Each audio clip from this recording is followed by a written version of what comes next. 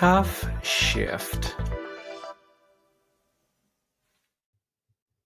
Hello, world, and welcome to another episode of TUFF SHIFT, the podcast where we unpack all that goes into surviving the job and living the dream. I am your host, Sean Patrick Murtagh, and we're still here.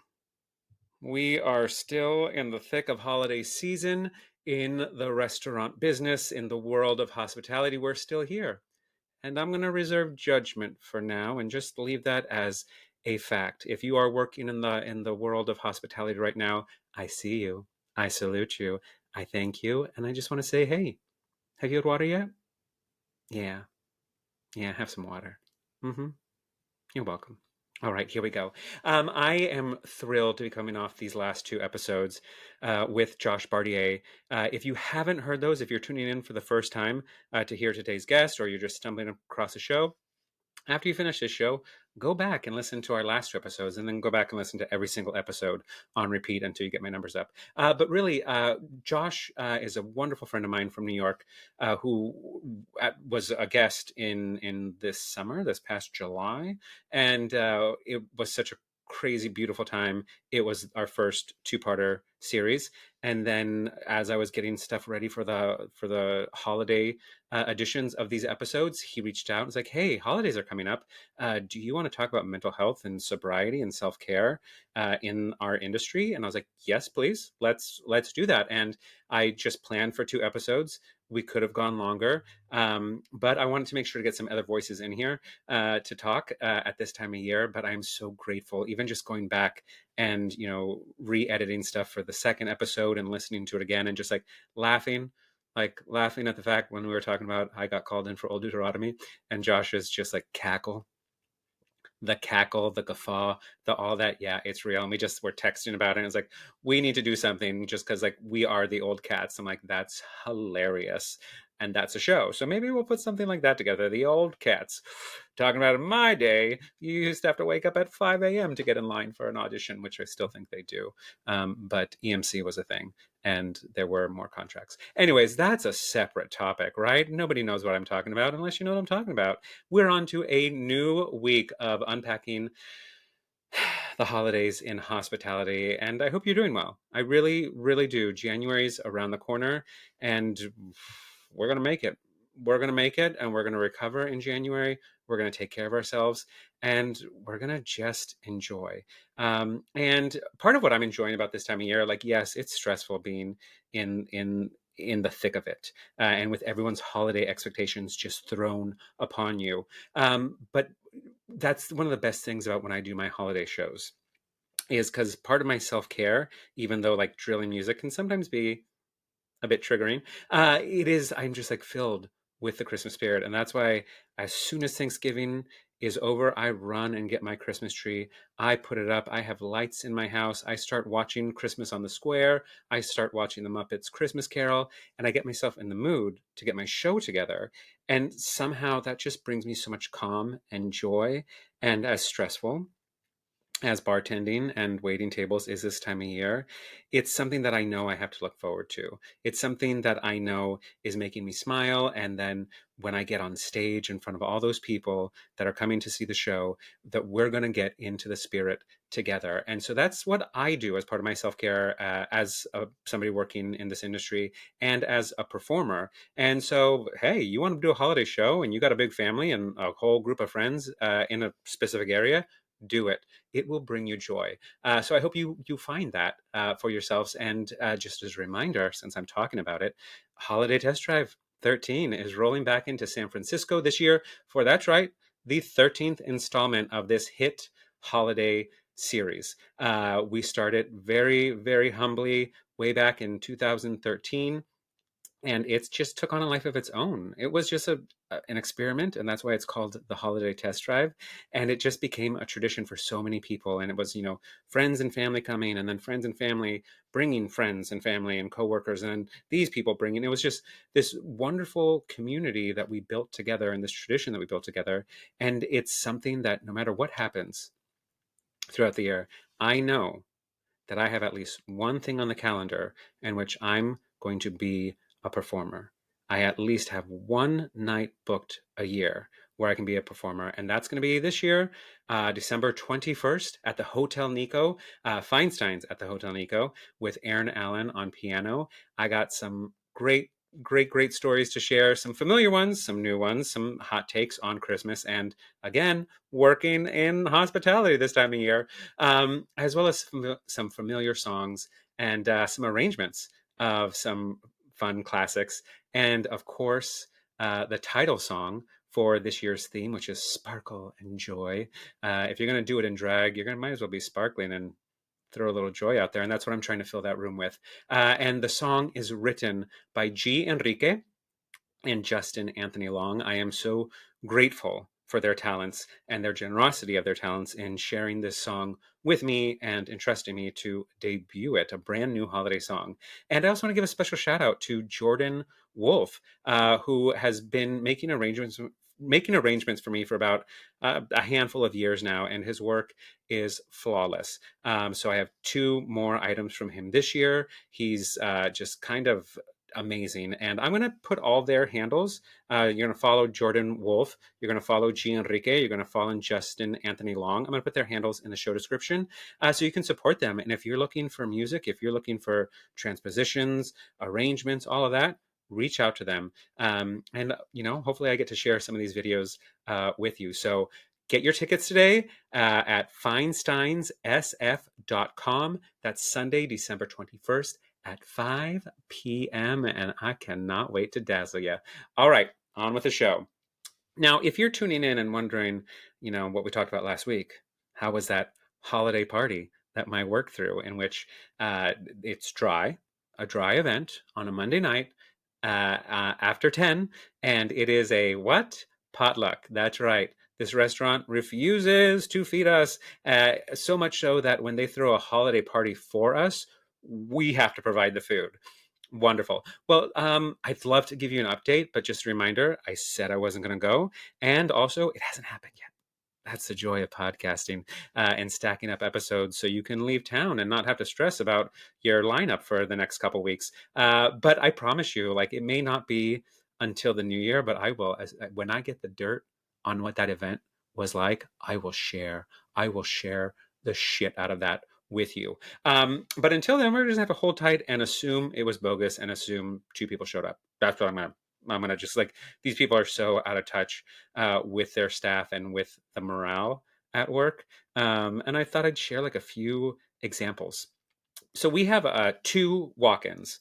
It's a decent sized restaurant, but the back of house space is a commodity. It is limited, but we do have 2 walk-ins, and you have one walk-in downstairs that's for stuff ready to go into service now to take and cook, and then we have a storage walk-in upstairs that also serves as our bar fridge, and that's where we keep our wines, our this and our that, and it is just a fucking shit show. It is so unorganized. It is so crowded. I shared a video this summer of me walking into the walk-in one brunch that I was opening up, and I had to get up at 5:30 to be able to be a human being, to be there by 7 o'clock to start this brunch, because it takes forever to open that bar. And so really just not in the best mind space. And I go upstairs to grab the fruit that I need for garnishes, and I open the walk-in, and there has been an avalanche, because the chefs are the one who are in charge of stocking and stacking everything in there, and they don't really give a shit. And then when people go in there and they grab a box and they put it back kind of haphazardly, not in the way that it was set for the best support, it's just I got what I need, or they'll rip open the box on the side, which I don't really blame them for, because why are there 20 boxes and everything we need is at the bottom? But when you rip open the box to grab what you need from the side, it kills the support. So I open the door one day and I see just this avalanche of fruit everywhere. And I was like, I'm going to fucking leave. I'm going to explode. And I almost did, but I didn't. I just got the fruit I needed. I picked everything up and put it away. And it gets better, and then it gets worse. And then it gets better, and then it gets worse. And there's just these giant speed racks in there that it's why do you live here? I get for certain points, we have the speed racks for we're prepping this and prepping that, but it's just these speed racks that live in this a New York City, type bedroom. It is tiny studio. Like there's shelves all around, so it's not a lot of space, and all the food stuff is prioritized, and everything the bar needs is blockaded by dough that is rising and speed racks that God knows what that's being used for, and then random boxes of produce here and there, and it is impossible to like squeeze into, just like to get into and to move things around and to get what I need. And it's just it's kind of disrespectful, really, that they just don't give that much of a shit. And I was in there with my manager recently, and the whole thing with this place is respect, integrity, and humility. That's their core pillars, and that's what they stand by, and that's what they work towards, and that's what they embody. And I'm just like in this shit show with him, and like two of us, like you see how hard it is to get wine. You see how hard it is to get like backups. Like you like it is physically impossible to get in here and correctly get what you need and safely without like you could break all this product, right? So I just like look at him and I'm like, is there like an ETA of like when this shit's gonna get taken care of? And he's like, what do you mean? I'm like, it's really bad in here. He goes, yeah, I know. It's just we got, what can we do? And I was like, I mean, there's a lot you can do. There's a lot of editing that can go on in here, but like ultimately, like, don't you find this like a bit of a slap in the face to your staff that has to work in this every single day, and you guys can't find a way to make it feasible, to make it comfortable, to make it like sustainable? Like it's extremely disrespectful, and it's kind of out of integrity. I like throwing back because they made me take tests on all their corporate culture. I'm gonna just use their language and their lingo. And he looked at me like not knowing if I was joking or being serious, and just kind of somewhere in between was like, I don't understand. And I just looked at him and said, yeah, you don't, and went on with my day. Because he's not going to understand, right? Like that's blatantly clear. And now we're working on these like new cocktails again, which if you heard all the testing we have to go through, like every few weeks, it's like a brand new menu rollout, which means we have to do test on allergens and the spirit of this cocktail and the spirit of this dish and and all. I mean, it's just bullshit. You want to know where spritz comes from? I'll tell you about German tourists in the 1920s going to northern Italy and putting club soda in their wine. I got stories for you of things that I don't need to know, but I know. And now we're rolling out another cocktail menu that is coming out on in the first week of January. And I'm like, okay, if you're coming out in January, that means we're getting a study packet over the holidays. And they're at the bar, which they tend to do. You've heard me talk about this, in service, like when the rush is coming in, and they're behind the bar, the management and everything, doing R&D, research and development on these cocktails to see like how does it taste, what should we add, like because the best time to have more useless bodies behind a bar is during the rush, and they're just kind of going back and forth, and it's just like, you guys, like, we need this glassware, for service, we need the space, we need this product. And then I'm like, wait, you're rolling out more cocktails? And I asked him, I said, you gonna make us study over the holidays? And he just looked at me like, what a silly question. Of course we're gonna give you a study packet over the holidays. And I'm like, wow, they just really don't. And they want people to come to this holiday party, and they don't know why more people didn't contribute to their canned food drive. Okay. And then here's the last thing that's really the cherry on top. And like, it's a wonderful life. Like, but before it gets good, like when just like shitty boss makes a shittier situation, they're opening up starting yesterday. I'm going to find out how it goes tomorrow when I go to work. They're opening up lunch hours. Now, this is a beach town. This is a summer season town, and it's not a lunch town. Like, the next city over has a lunch scene. Next city that way has a lunch scene. This city does not see foot traffic for lunch, and specifically where this restaurant is. And so, what better time to try something new than the holiday season, to see, like, well, we just want to make sure we get the foot traffic from people doing holiday shopping. And I'm like, what? Are we in Culver City? Is this the Fox Hills Malls? Are we in Glendale? What mall are we near to get all this foot traffic y'all are talking about? But they want to do it. And of course, in putting this lunch program together and these lunch hours, they did not let any of the staff know ahead of time that this was coming.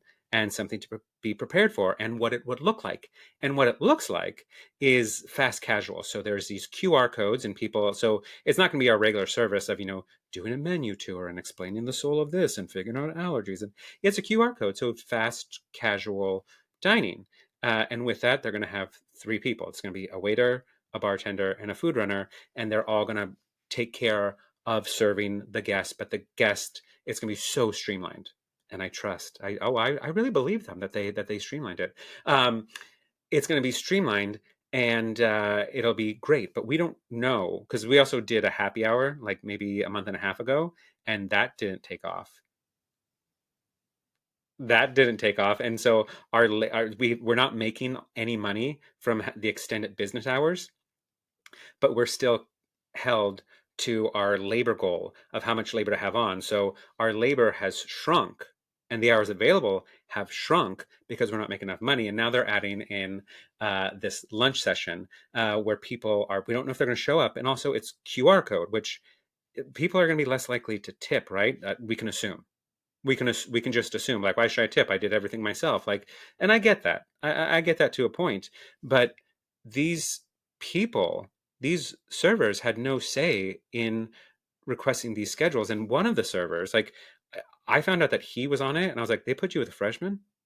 They put you with the rookies? And so there's these 5 people, and we have our shifts now scheduled for the entirety of the holiday season.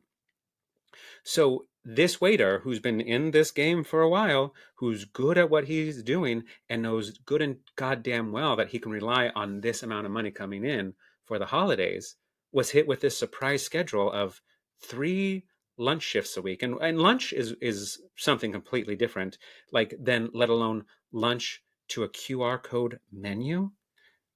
And they just don't get why people are not wanting to contribute to their food drives, to their community events, or even come to the holiday parties, which we have to provide the food for. I'm going to let them sit with that, and I'm going to do me. And pretty soon I'll be doing me outside of those walls. And if you find yourself in that situation, I hope you have an exit plan. I hope the new year brings you something much better, something that you deserve, something that brings you joy, fulfillment, and respect. Because that's what it's all about at the end of the day. This is a thankless job.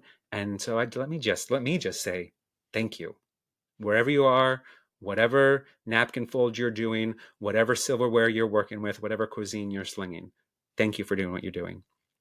All right. Now, before we get to today's guest, we got to promote some of our past guests. And this year, I want to shout out, I'm really annoyed because last year, all these shitty rom-com holiday movies came out and people just poo-pooed them.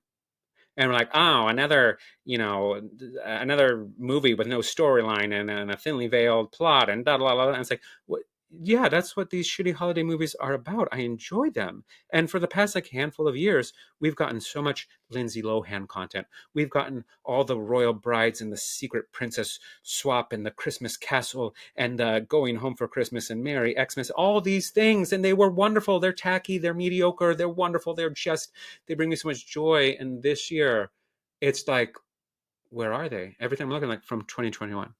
From 2023, like, where are my new mediocre movies? Like, don't worry about me. I'm still gonna watch Hot Frosty. I'm still gonna watch Falling for Christmas. I'm gonna still watch Our Little Secret. I'm gonna still watch Single all the way. I love that for me. But I want some more shitty movies, please. Don't ruin it for us next year. See what happens when you open your damn mouth. See what happens. You get taken away. But the good news is there is a brand new holiday movie, and it's a comedy and a horror, and takes place in a restaurant. That's right, our guest, Darron Cardosa, the Bitchy Waiter. Yes, you know him from social media, from Facebook, from social media. I sound so old. I am. Instagram and the TikTok.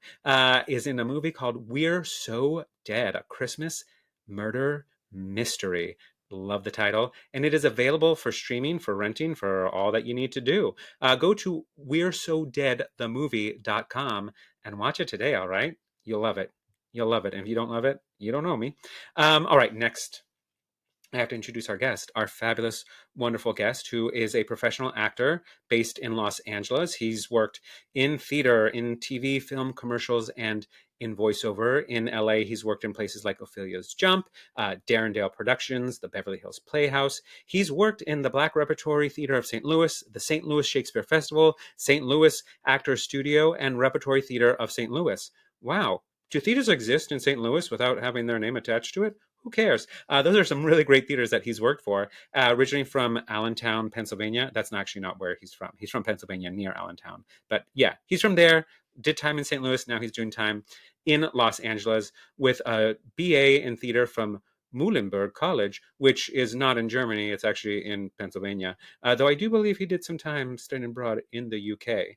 And he's done stuff from commercials to print ads, narrative voiceover, video games, indie film features, and verticals, which is the new thing.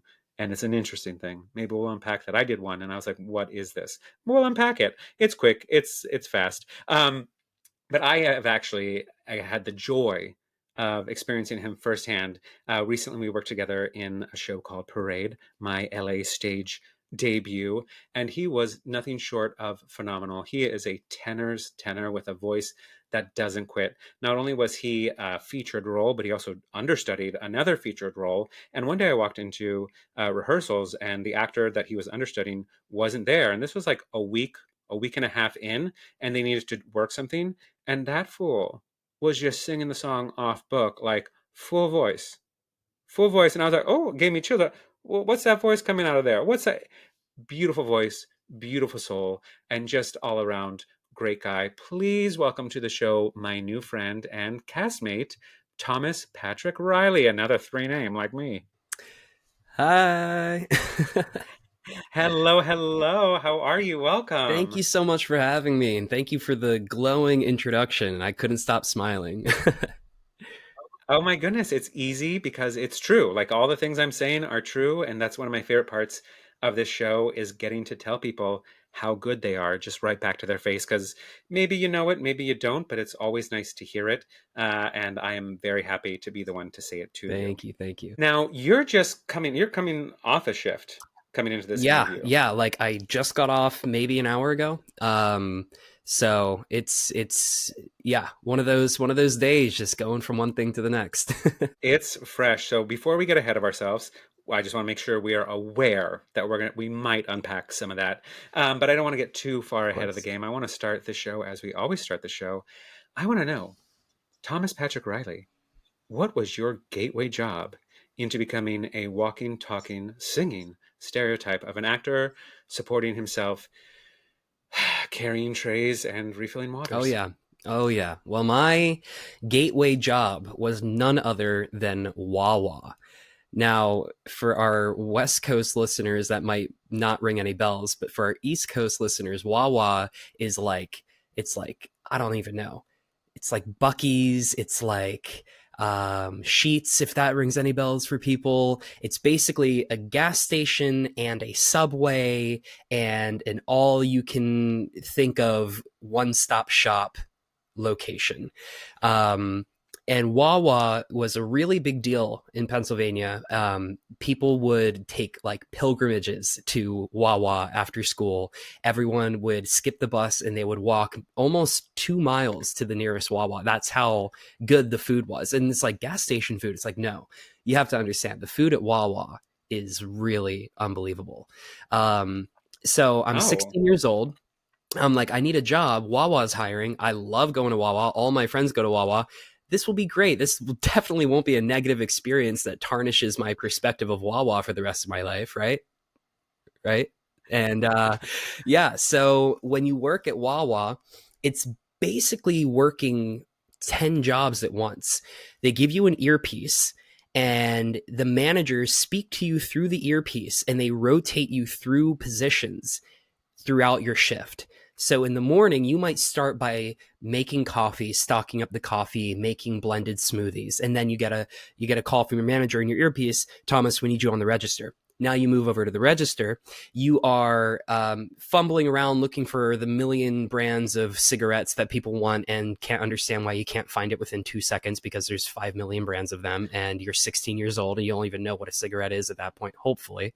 And then after you're working the register, they move you over to the Subway location, the sandwich making station, and their sandwich station is next level. There's a whole system. There's multiple computer screens. You've got people behind, corner, left, right. Let's go, let's go, let's go. I need cheese. I need bread. I need knife. I need this.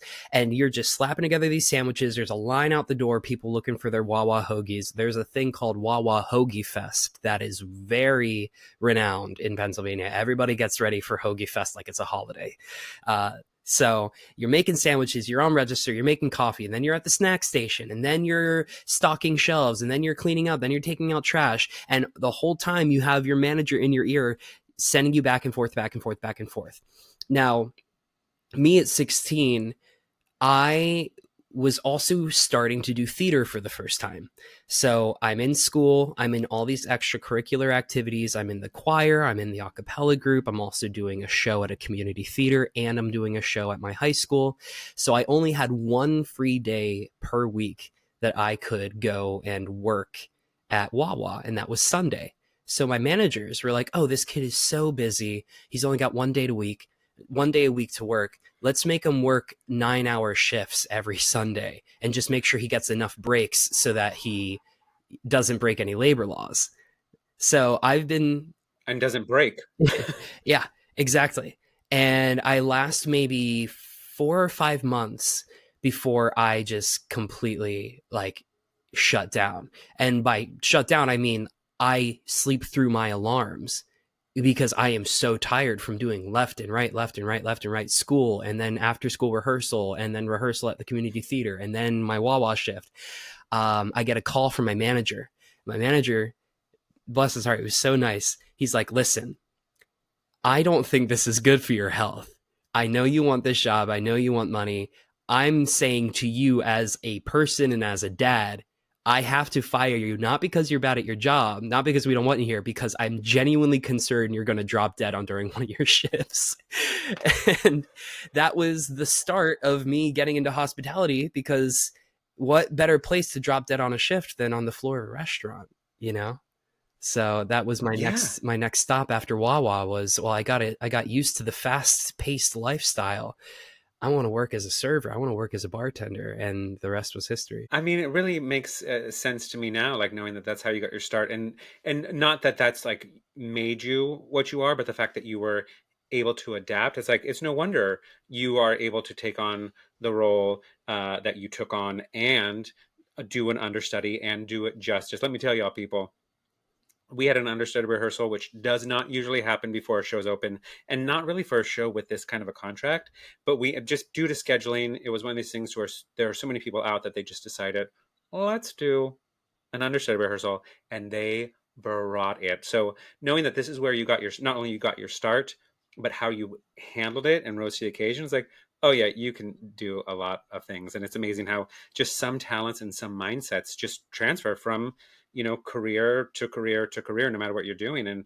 And what a start. I'm also glad that like you were met with such kindness, because that's not a normal thing in this industry. Mm-hmm. That, they may say they care, like, because, HR tells them, oh, we have to say this, we're a family, we care about your health and your well-being, but they don't usually always do that. So I'm really glad that you were met with that kindness and that person looking out for you, even if it meant firing you. But resilient you got back up and did what you need to do, Right. and probably made a little more money. Oh yeah. Waiting tables. Oh yeah, definitely.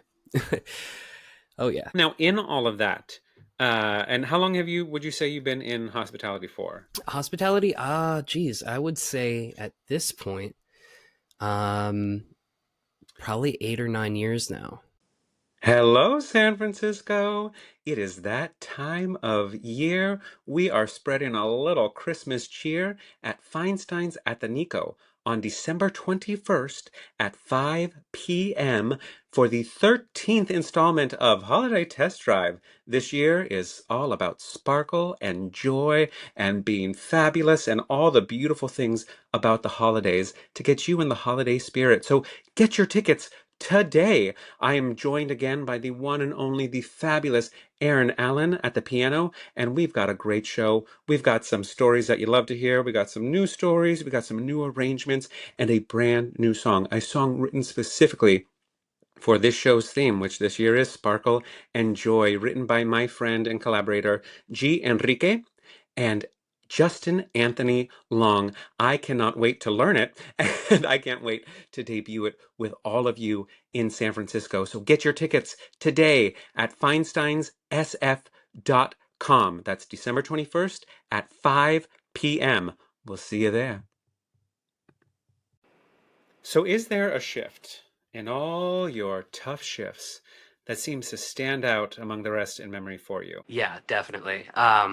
So I used to work at this restaurant back in Pennsylvania where the owner was a handful. That's probably the best way to describe him. He named the restaurant after his mistress that he had an affair on his wife with. So, yeah, and him and his wife, I believe, are still together. They worked it out, but still owns the restaurant named after the mistress, which that's a choice. I'm Googling this. And he would frequently have dinner parties with his friends where he would make the serving staff and the bartenders stay on 2, 3, sometimes even 4 hours after close just to serve him and his friends. And at the time, I'm in college. I'm working this survival job in between classes, in between rehearsals. I'm also in an a cappella group, and my a cappella group in college, because everyone was so busy, there was a lot of people who were double majors who were also doing shows. The only time that they could meet was at 11 o'clock at night, and we would rehearse from 11 o'clock to 12:30 every Monday, Wednesday, and Friday. And I would typically work my shifts from, I would say, 4 or 5 o'clock until about 9 to 10:30. That was typically when I would get out, and they knew about my conflict. They knew that I was in a group, and I'm working one night, and they're like, "Thomas, you got to stay.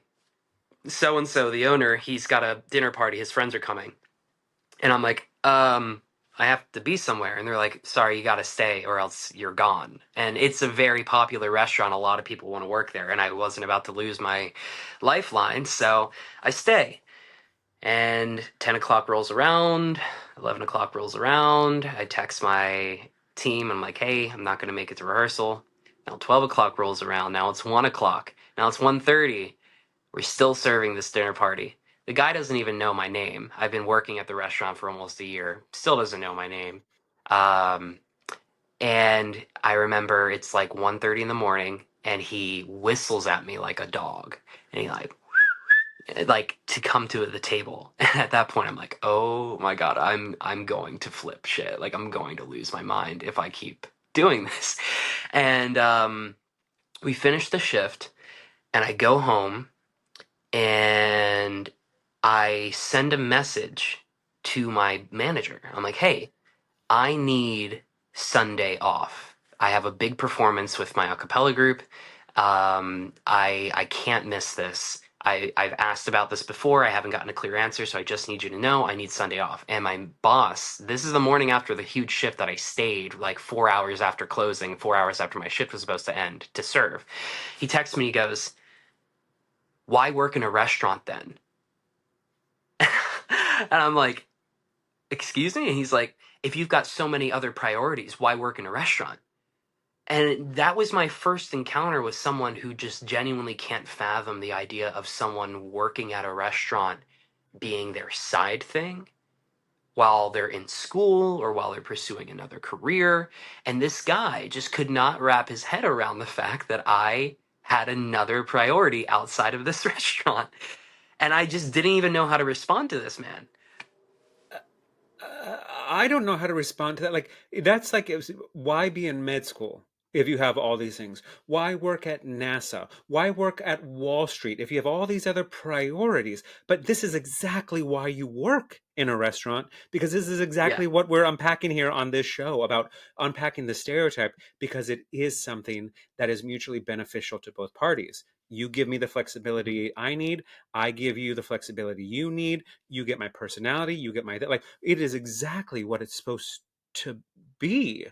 Like what Mhm. is and I don't even think that maybe to your point that someone who can't fathom what somebody who isn't making this their life and their goal, which there's nothing wrong with people who do this as a career. I actually really salute that and respect that. But Of course. I feel like that just seems to me as like, oh, you become a manager. So now you've forgotten all about where you came from and what you started, and you sold your corporate soul, and you're trying to gaslight me like a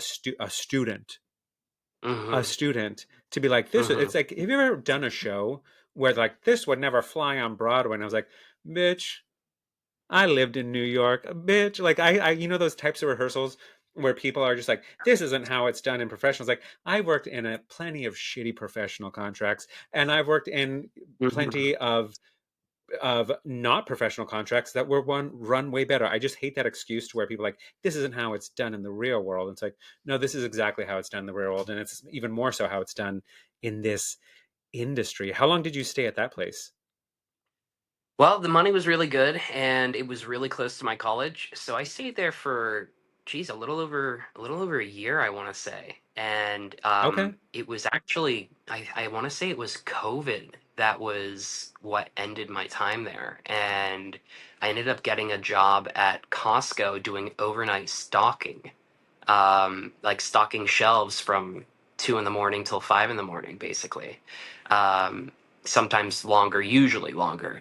But that that job, I probably would have kept working if it wasn't for COVID, because the money was good enough, and I can deal with assholes if I'm getting paid well enough, I suppose.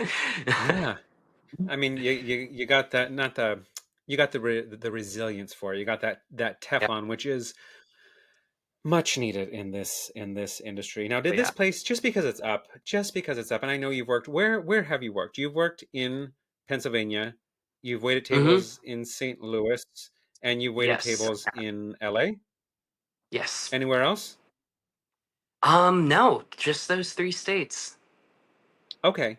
Where in those places? Because for me, when I think of I unpack this for people, I'm like, nobody does hospitality better than New York. I think on many Mm-hmm. levels. They feed their people, it's a part of their blood, like all these things. Mm-hmm.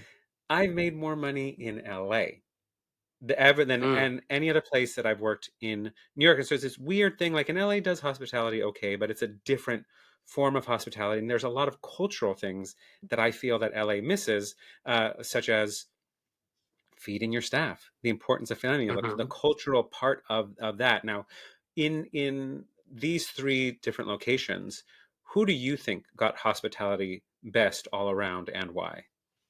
St. Louis, hands down, hands down.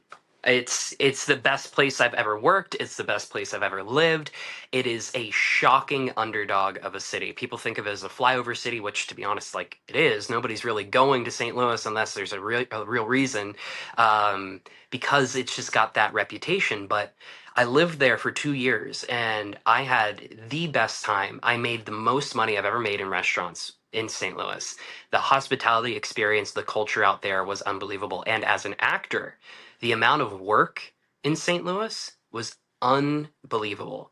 Um, I truly had like the time of my life living out there, and I sing its praises to everyone I can. I think St. Louis is one of the best cities I've ever been, let alone lived in.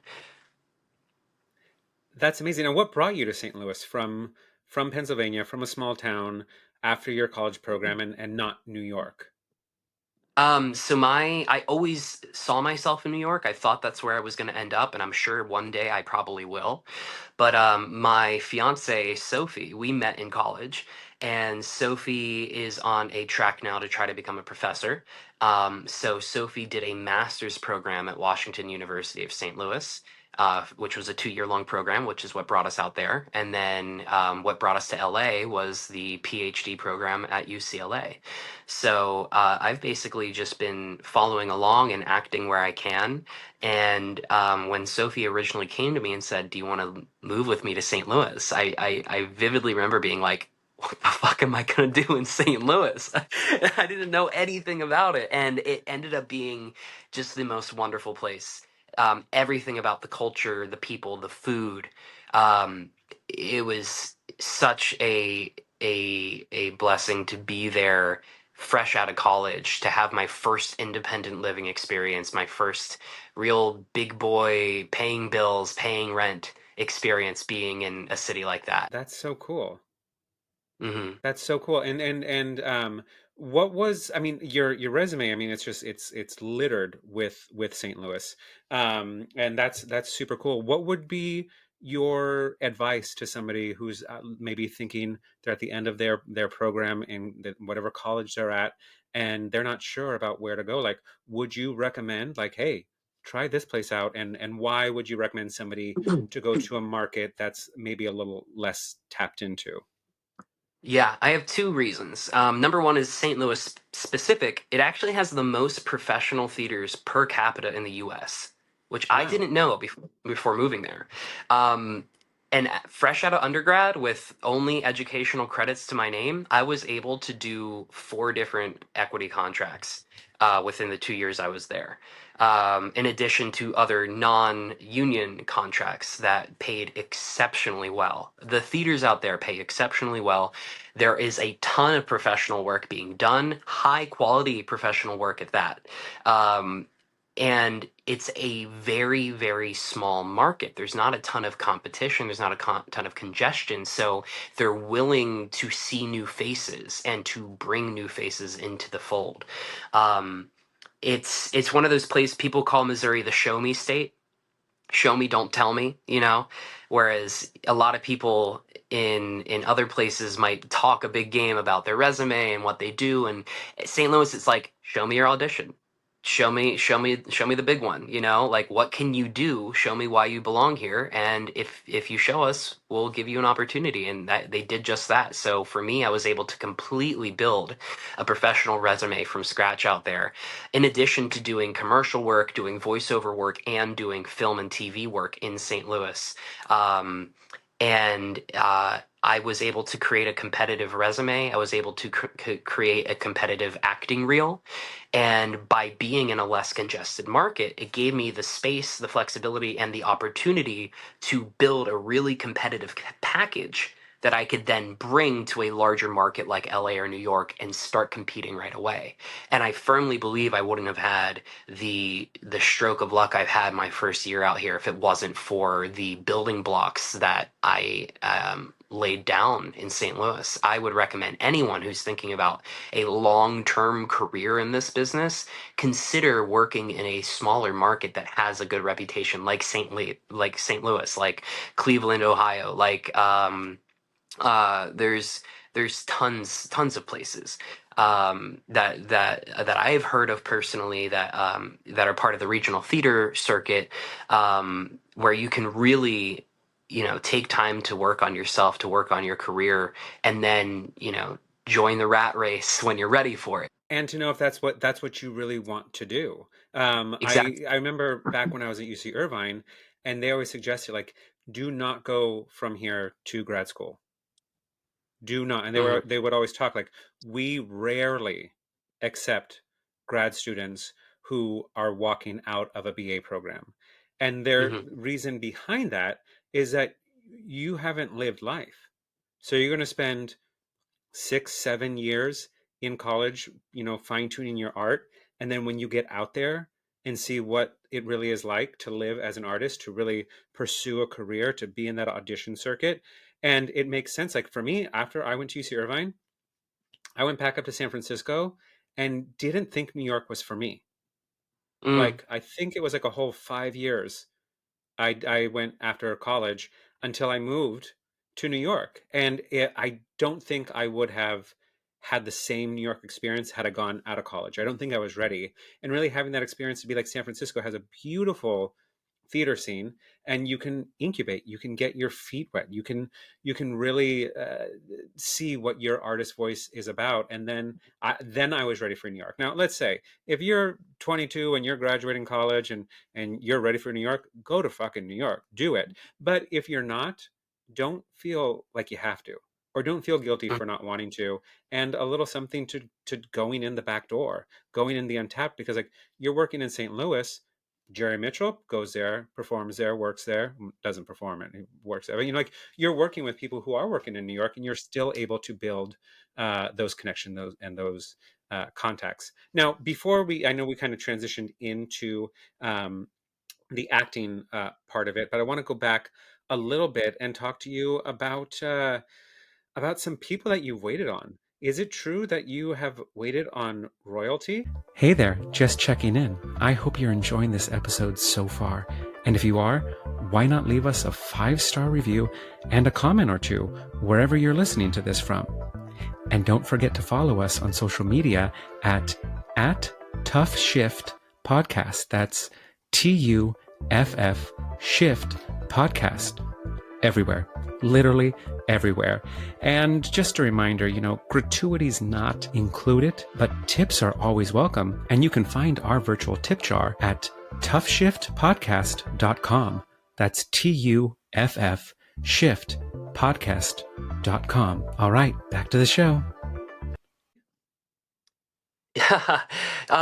Something similar. Let me get my light back on. Let there be light. Here we are. There we go. So I know. Actors I finding don't their know. light. I always do. So I didn't particularly wait on royalty. I waited on what some might argue to be restaurant royalty, which is Gordon Ramsay. He actually came into one of my restaurants in St. Louis. And that was a very nerve-wracking experience because he came in on the heels of a scathingly negative review of one of his brand new restaurants he opened up in St. Louis. And we were all expecting him to be just a nightmare. But he was super awesome, super sweet. He was great. But when I was in St. Louis, I actually got interviewed on the day one of the royal family members had been diagnosed with cancer. I was working at a restaurant called the London Tea Room, and it wasn't a restaurant as much as it was just a real like afternoon tea experience. But I worked there for almost the entirety of my time in St. Louis, and it was a really, really great experience. I learned a lot. I was the shift lead. I was practically a manager just without the title because I worked extremely closely with the owner of the restaurant. It was just a single mom who got the restaurant passed down from her parents who were from the UK originally. So I became very close with her and was just helping out with all the duties I could. So I became very important kind of unwittingly at this restaurant. And with that, local news comes in on the day, I think it was Kate Middleton. I could totally be wrong here. But on the day someone in the royal family got cancer, and they did an entire segment about the patrons of the London Tea Room and their reactions to the news. Well, the problem is no one fucking knew at all. And my owner comes up to me. He's like, Thomas, they want to do an interview with us, and I can't do it. I'm scared of the camera. I need you to do the interview. You're an actor, right? And I'm like, yeah, I'm an actor. Okay, I'll do the interview. So I go up, and they're like, what's your name? I'm like, oh, I'm Thomas. And they're like, and how long you been working here? I'm like, oh, yeah, 2 years. It's been great. And they're like, so what were people's reactions when they heard the news? And I'm like, well, there really hasn't been much of a reaction. I don't think people know yet. And then the reporter puts down his mic and he looks at me and he goes, they were really shocked, right? Right? They were really shocked. And I'm like, oh, I'm getting the hint. I've caught the hint. I've received it. I've taken the note. And I go, yeah. And when people heard the news, I think they were really shocked, really surprised.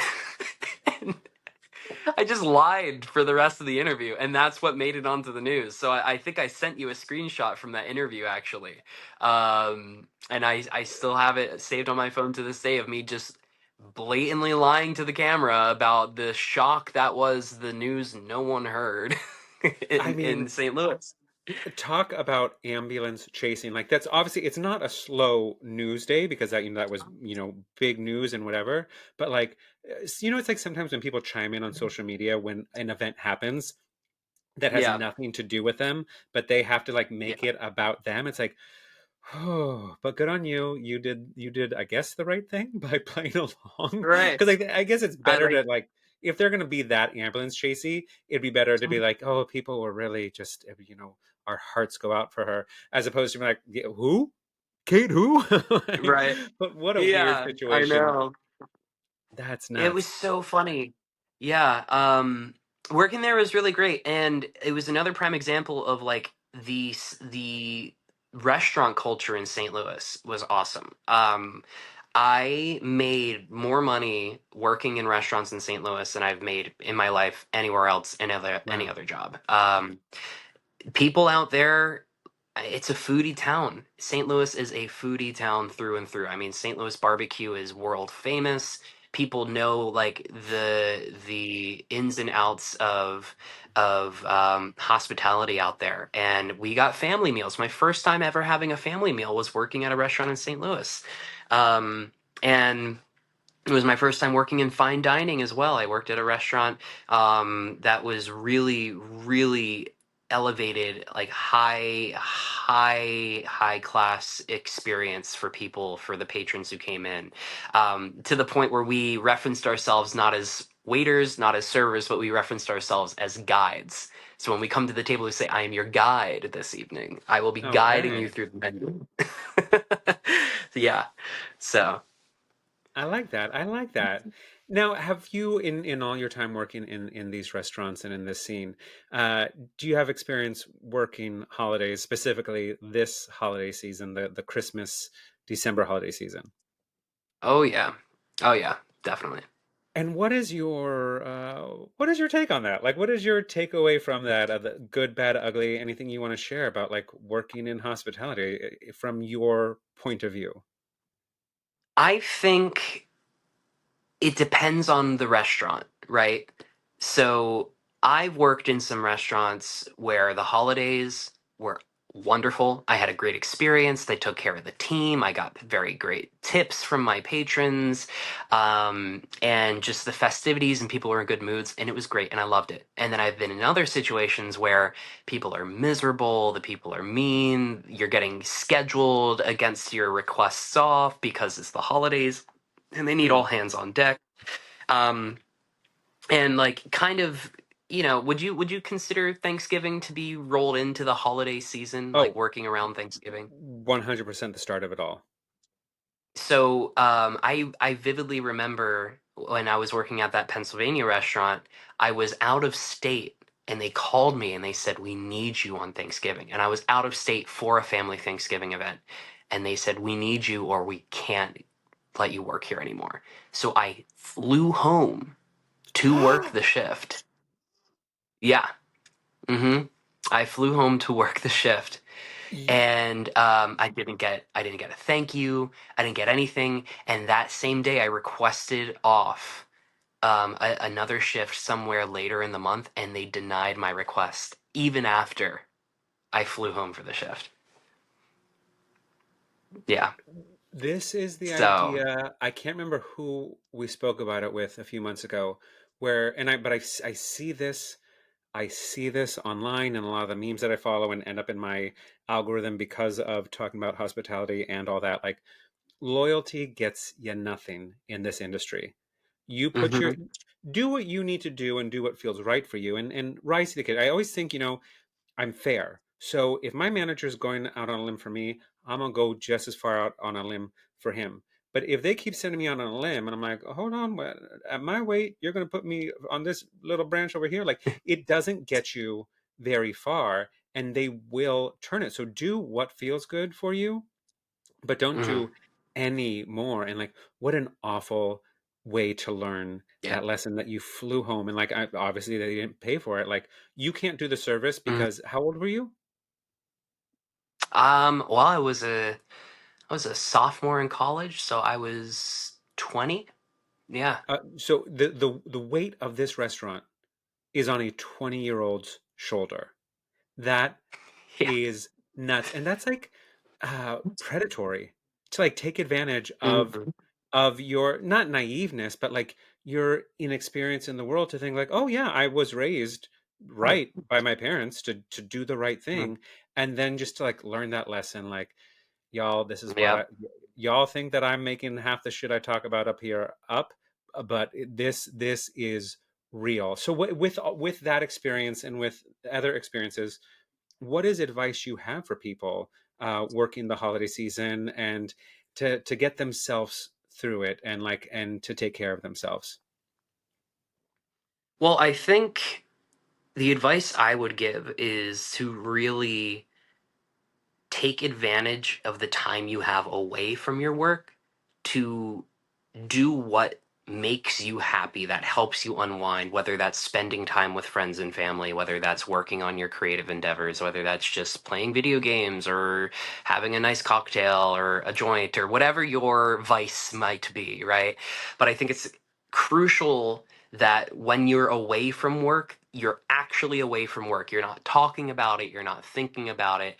And this makes it sound like awful, but I think in the context of the holiday season, you can get so wrapped up in the busyness of it. And yeah, you're making good money, but on the same hand, you're also really stressed and you're working really hard. I think it's crucial that you strike that balance and they have that term in the theater, you know, leave it at the door, leave your baggage at the Yeah. door before you come into the space. And I think that applies to your home as well, you know. So I think leave your baggage at the door when you get to your home, when you get to your Mm. apartment, when you get to the front door of your family's house. Leave that baggage. Work will be there, and if it's not, you will easily find another one, because what we lack in job security in this industry we make up for in job opportunity, you know, because we have such transferable skills. I like that. I really, really love that, and especially for somebody like me that hates the job that I'm at, and am working frantically and doing my exit plan for good. I that is really helpful to hear. Hmm. One other thing I want to talk about again, as it relates to working in the holiday season, but not even just the holidays, year round in this industry, it is an issue that plagues our industry and the workforce. Just the idea of sobriety, and I know that you recently Hmm. went on a little journey exploring that. And this is not necessarily going 100% sober or not going sober or this or that. There's a path for everybody. And I think I listened to this book because sometimes you have to listen to books called Sober Curious, and it was really interesting, kind of just reframing the mindset of what it is to be sober, of unpacking what it is to say you're an alcoholic, what it is to be an alcoholic, what it is to have this relationship, to just be mindful. So would you kind of share that with our listeners and how that experience impacted you? Yeah, absolutely. So I think I learned very quickly in this industry. My first ever restaurant job, I was invited out with the team to go to a bar. It was a bar slash restaurant, so I wasn't 21, but I was still allowed to enter and hang out with the team, right? And at this point, it was my first restaurant, so I'm like 18 or 19 at this point, and I vividly remember the bartender, who I thought was so cool. I looked up to him almost like as a big brother figure. He's like, "Hey, you want to come to my car with me?" Mind you, it's a Monday night. It's a Monday night. And he's like, "You want to come to my car with me? I need to grab something." I'm like, "Yeah, sure." And as we're walking to the car, he goes, "So do you party?" And I'm like, "Yeah, dude, I love to party. Parties are great. They're so fun. I'm new to college. You know, I love hanging out with people." That's what I thought partying meant. And he pulls out a dime bag of Coke and he goes, "All right, if you party, let's go." And I'm like, at that point, I realized what party means. I didn't know party had any other context or connotations. And he Wow. takes his finger and he, you know, just takes a bump. And I'm terrified. I'm like, okay, I just smoked weed for the first time maybe 2 months ago. Absolutely not. Like, no, no, no, thank you. So he puts it back and I go back inside. And then I start kind of taking more notice of like how him and the bar team during shifts would take shots, or they would go under the bar and take a hit of their dab pen and then pop back up to keep making drinks. And I was like, maybe this is just my restaurant. And then I worked at another restaurant, and I'm like, oh my God, like this is a culture thing. Like in Yeah. restaurants, there is a culture of drug use and alcohol abuse that I wasn't really privy to, right? And working in restaurants, I was fortunate enough to have never felt pressure to engage in any of those activities. You know, I never really drank on the job. I never touched any substances. So when I decided to try going sober, it was a matter of me wanting to see what the experience would be like, because I am the kind of person who loves the culture of cocktails. I love the culture. I love the history. I have like a giant cocktail history book on my bar cart that I have in my apartment when I'm making craft cocktails at home. So I love the culture of it. I love cocktails. I love the experience. I love how it brings people together. And I've never felt personally as though I had a issue or I had a problem with alcohol in particular. But for me, it was like I wanted to see what it would be like to just not drink, you know, like can I go to a bar with my friends, have diet soda, have a water and still enjoy myself, still have fun? Like is that possible? I for about 8 weeks decided to completely cut out alcohol, and I would go to the bar all the time. And I was kind of surprised to see like yeah, I really can have fun without this. And I started thinking to myself, I was like, did I ever even think that this was something I felt I needed? Because I never thought that it was something I had a problem with, right? Yeah. So that was a really, pun intended, sobering experience of like, wow, I felt like I couldn't go to a bar and not order a drink. I felt like I would be missing out. But not only am I not missing out, I'm having just as much fun as I otherwise would have. And that was a Yeah. really valuable lesson to me. And then about 8 weeks in, I decided I learned some really valuable lessons, and I felt comfortable enough with reintroducing it in the capacity of like a celebrationary drink. Is that a word? I don't know. Celebratory. Having celebratory, there we go. Having a celebratory drink, having a drink on a holiday, having a drink, you know, on date night with my fiance, versus like what I used to do, which I would have, you know, my bar cart stocked and I would make a cocktail with dinner. I would have a glass of wine with dinner. It's like now I drink less frequently. I feel like I can go to a bar and only drink if I feel the like I want to, not out of like feeling any obligation to or feeling FOMO from it. So I learned some really valuable lessons, and I think the most valuable one being like I can have just as much fun, if not more, sober as I can any other way, you know, and I can save money that way too. So it was a really good experience, and anybody out there who's considering sobriety, even if they don't feel like they have a problem, because I think that's another stereotype, right? Is like people think that sobriety is only for people who are full blown admitted alcoholics, and that is a wonderful thing for people who do struggle, who have like made the really tough call of like admitting to themselves and to others that there's an issue. But I think for people who even don't have an issue, who are just curious about sobriety or curious about taking a break from things like that, like you can explore that, and you don't have to assign any kind of label to yourself or feel Yeah. as though you know it has to be some big pomp and circumstance surrounding the action. You know? Yeah, that makes perfect sense. And I love that just because it's being mindful. And if Yeah. there are many, I had a friend that I was like, I never knew you had a problem. And she was just like, I just didn't like waking up and missing time and not knowing this. And like, I guess to compare to other people, which it's not a competition, like maybe I didn't have what other people would pursue as a problem, not pursue. Uh, what's the word I'm looking for now? But it for her it was an issue, and she just wanted to be mindful about it. And I think that's wonderful, and especially again this time of year and going into January. And I want to just continue before I let you go on this topic of health. I know that you have your own personal fitness training. Uh, Side hustle that you do. And Yeah. so, what better time to promote it than January's around the corner, people, and we're talking about supporting artists. So, what is it that you do with your personal training, and what is it that a potential client, could expect to experience with you? Yeah, let's talk about that. Absolutely. Yeah. So for me, I'm extremely passionate about health and fitness. It's something I've been passionate about ever since I was a kid, just being in sports. And before acting, before music, I was an athlete, and I lost track of that for a while. And when I was in college, I got really interested in the art and science behind bodybuilding and about Mm, you know, building muscle. What is that? How do you do that? It's such a fantastical thing. It's like somebody, disappears for 2 years and they come back with, all of this change that has occurred. And how does that happen? I'm so interested in the science behind that. So, and I wanted to do it for myself because I was not very happy with the way I looked.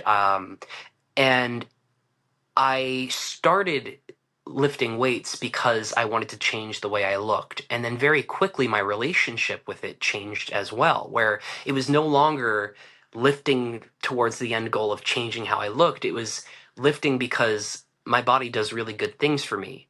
And it's beautiful and healthy at every size, and it's deserving of being taken care of, right? mm, And I learned a really valuable lesson from that. But the hardest thing for me was the barrier for entry into that world. Everyone's trying to sell you a program. Everyone is peddling information, a lot of it misinformation. It's very hard to sift through all the information online to see what works, what doesn't, what is healthy, what is safe, what is unhealthy, what is unsafe. There's so much information for a full-time student or a full-time working actor or industry professional. Who has time to come home from an 8-hour shift and then get online and just research, right?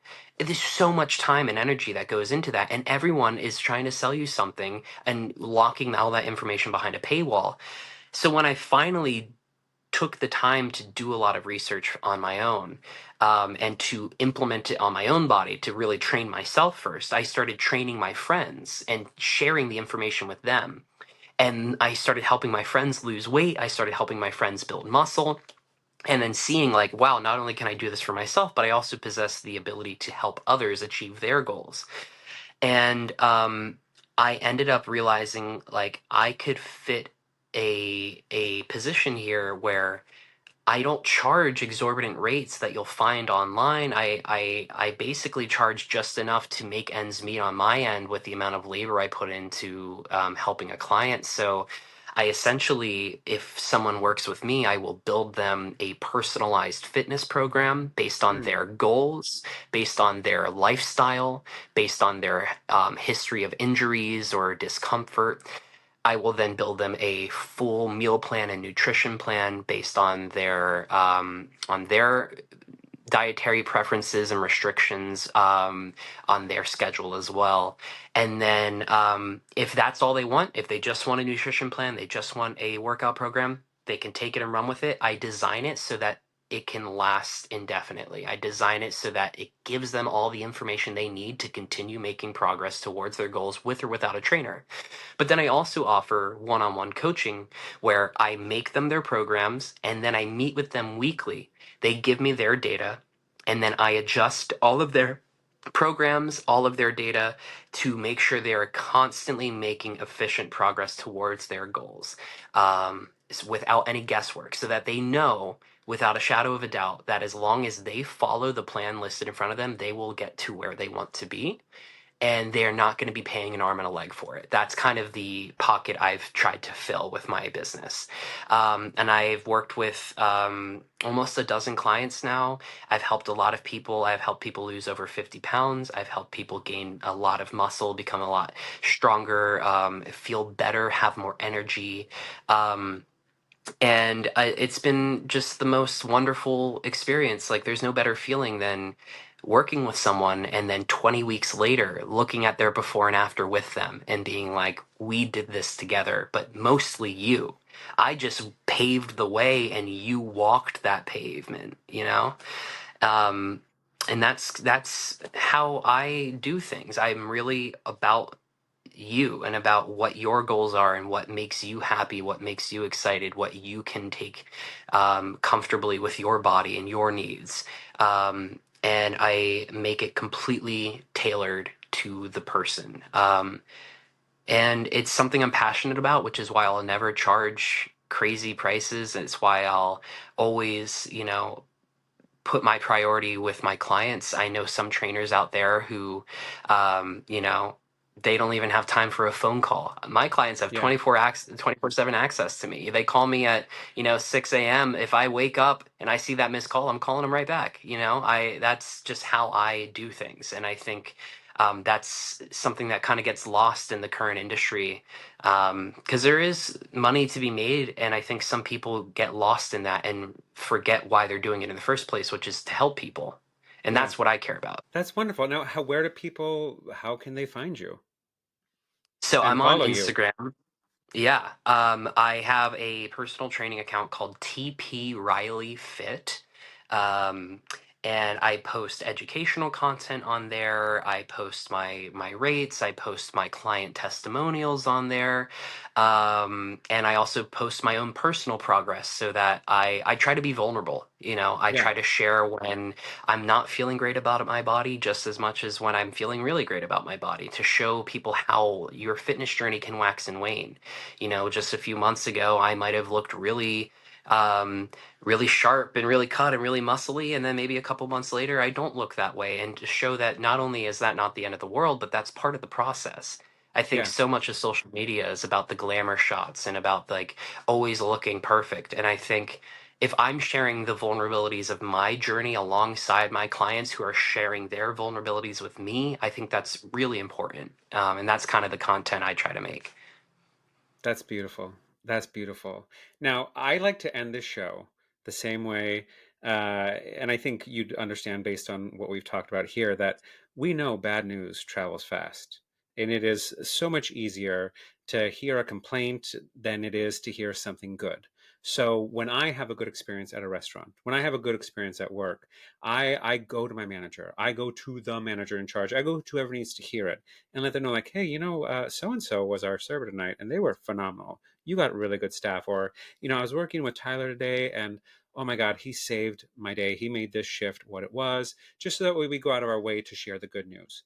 So, is there someone in your life, whether it be on stage, in a restaurant, at home, whatever, that has made a tough shift easier for you that you would like to just quickly shout out and say thank you for today?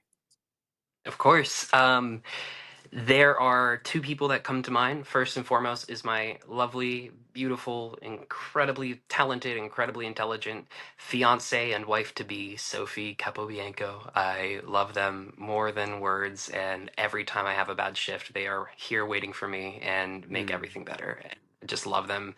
And as everyone in my personal life knows, I don't shut up about them. So I had to shout Sophie out first. And then my I second love it. shout out would be my current manager slash boss slash owner of the restaurant I work at now, Sarah. She has been just unbelievably supportive of my acting career. Anytime I need time off for acting, she's granted it for me. She gifted me a bottle of wine when I booked my first feature film in LA. It just, she goes above and beyond. And like you said earlier, when your manager sticks your neck out for you, you'll do just as much for them. And Sarah has done all that and more for me. So I am like beyond happy to come in and give my all when I'm working, because I know I'm supported. And I know that even if I were to stop working at this restaurant one day, Sarah would still be cheering me on. So, huge shout out to her. She has been probably the most supportive person I have worked with in this industry. Point blank. Period. Yeah. I love that. I love that. Well, there you have it. Sophie and Sarah, thank you for everything that you do. This episode is dedicated to you and the people that you are, and clearly the world needs more people like you. This has been another episode of Tough Shift. And just remember, tough shifts build character, and character is what brings your story to life. Tough Shift was created and hosted by Sean Patrick Murtagh. It was recorded on Riverside and distributed with Buzzsprout. Don't forget to leave us a 5-star review and maybe a comment or two. And remember, tough shifts build character, and character is what brings your story to life.